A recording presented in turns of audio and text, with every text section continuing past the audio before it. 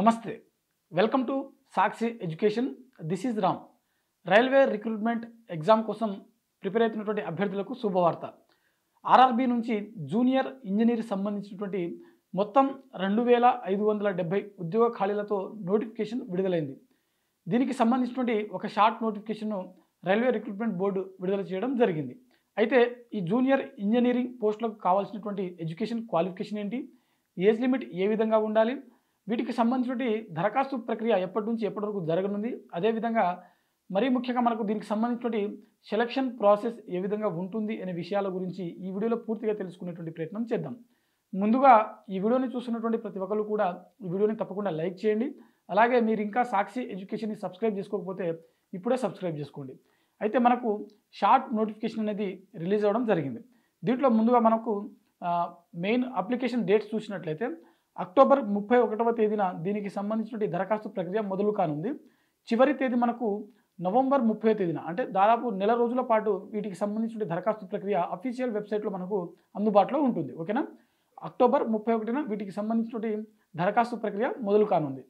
అయితే ఇక్కడ age limit చూసినట్లయితే అభ్యర్థులకు 2026 జనవరి 1 నాటికి మినిమం 18 సంవత్సరాలు, మ్యాక్సిమం 33 సంవత్సరాల వరకు వయసు ఉన్నటువంటి అభ్యర్థులు ఎవరైతే ఉంటారో వారందరూ కూడా ఈ జూనియర్ ఇంజనీరింగ్ పోస్టులకు దరఖాస్తు చేసుకోవడానికి అర్హత కలిగి ఉంటారు. మరీ ముఖ్యంగా ఇక్కడ అభ్యర్థులు గమనించవలసిన విషయం ఏంటంటే ఎస్టీ, ఎస్సీ, ఓబీసీ చెందినటువంటి అభ్యర్థులు ఎవరైతే ఉంటారో వారికి ప్రభుత్వ నిబంధనల ప్రకారం వయో సడలింపు అనేది వర్తిస్తుంది. అయితే విద్యా అర్హతలు చూసినట్లయితే అభ్యర్థులు బీఈ లేదా బీటెక్ సంబంధించినటువంటి సంబంధిత రంగంలో ఇంజనీరింగ్ క్వాలిఫికేషన్ ఉంటే సరిపోతుంది. ఒకవేళ ఇది లేకపోతే డిప్లొమా సంబంధించినటువంటిది, అంటే సంబంధిత రంగంలో డిప్లొమా పాస్ అయినటువంటి అభ్యర్థులు కూడా ఈ పోస్టులకు దరఖాస్తు చేసుకోవడానికి అర్హత కలిగి ఉంటారు. అదేవిధంగా ఇక్కడ మనకు ఎంపిక ప్రక్రియ చూద్దాము. ఎంపిక ప్రక్రియ చూసినట్లయితే మనకు మొత్తం CBT1, CBT2, ఆ తర్వాత డాక్యుమెంట్ వెరిఫికేషన్, చివరిగా మనకు మెడికల్ స్టాండర్డ్ టెస్ట్ అనేది నిర్వహించడం జరుగుతుంది. ఓకేనా, ఫస్ట్ మనకు CBT1 ఎగ్జామ్ ఉంటుంది. ఎవరైతే CBT1 క్వాలిఫై అవుతారో వారికి CBT2 అనేది నిర్వహించడం జరుగుతుంది. ఆ తర్వాత మనకు మెరిట్ జాబితా ఇచ్చి document verification, medical standard test అనేది నిర్వహించడం జరుగుతుంది. అయితే CBT1 సంబంధించిన ఒకసారి ఎగ్జామ్ చూసినట్లయితే ఇది కేవలం క్వాలిఫైయింగ్ ఎగ్జాము. ఇందులో మనకు అయితే తుది జాబితా అనేది దీని నుంచి కాకుండా CBT2 నుంచి కంప్యూటర్ బేస్డ్ టెస్ట్ ఎగ్జామ్ 2 ఏదైతుందో దాని ద్వారా మనకు మెరిట్ జాబితా అనేది తయారు చేయడం జరుగుతుంది. అయితే ఇక్కడ CBT1 వచ్చేసరికి మనకు మొత్తం 100 మార్కులకు ఈ ఎగ్జామ్ అనేది కండక్ట్ చేయడం జరుగుతుంది. ఈ 100 మార్కులకు సంబంధించినటువంటి ఎగ్జామ్ ఏదైతే ఉందో దీనికి 90 నిమిషాల సమయం, అంటే గంటన్నర సమయం ఉంటుంది. 90 నిమిషాల్లో 100 ప్రశ్నలకు అభ్యర్థి జవాబు ఇవ్వాల్సి ఉంటుంది. అదేవిధంగా ఇక్కడ నెగిటివ్ మార్కింగ్ విధానం కూడా ఉంటుంది.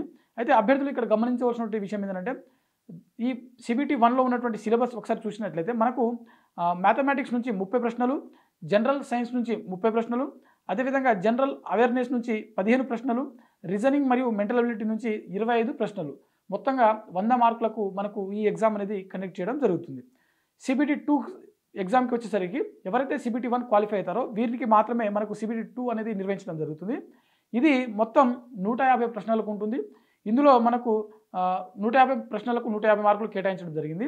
ఇందులో వచ్చేసరికి 50 మార్కులు కేవలం ఈ GS నుంచి, అంటే ఫస్ట్ పేపర్ 1లో ఉన్నటువంటి సిలబస్ ఉంటే మిగిలిన 100 ప్రశ్నలు ఏవైతే ఉంటాయో అది కేవలం మనకు అభ్యర్థులకు టెక్నికల్ అబిలిటీస్ నుంచి మాత్రమే అడగడం జరుగుతుంది. అంటే మీకు డిప్లొమా లేదా మీ గ్రాడ్యుయేషన్ ఏదైతే ఉందో ఆ సిలబస్ నుంచి మాత్రమే మీకు ప్రశ్నలు అడగడానికి అవకాశం ఉంటుంది. ఒకసారి ఇక్కడ మనకు వెయిటేజ్ చూసినట్లయితే టెక్నికల్ అబిలిటీస్ నుంచి 100 మార్కులు, అంటే 100 ప్రశ్నలు ఉంటాయి, 100 మార్కులు. అదేవిధంగా జనరల్ అవేర్నెస్ నుంచి 15 ప్రశ్నలు ఉంటాయి, 15 మార్కులు. అదేవిధంగా జనరల్ సైన్స్ నుంచి 15 ప్రశ్నలు, 15 మార్కులు. అదేవిధంగా మనకు కంప్యూటర్ నాలెడ్జ్ నుంచి 10 ప్రశ్నలు, 10 మార్కులు. ఎన్విరాన్మెంటల్ నుంచి మరో 10 ప్రశ్నలు, 10 మార్కులు ఉంటాయి. సో ఓవరాల్గా 150 ప్రశ్నలకు మనకు CBT2 అనేది ఎగ్జామ్ అనేది కండక్ట్ చేయడం జరుగుతుంది. సో ఇది మనకు జూనియర్ ఇంజనీరింగ్ సంబంధించిన రైల్వే రిక్రూట్మెంట్ బోర్డు యొక్క ఎగ్జామ్ ప్యాటర్ను.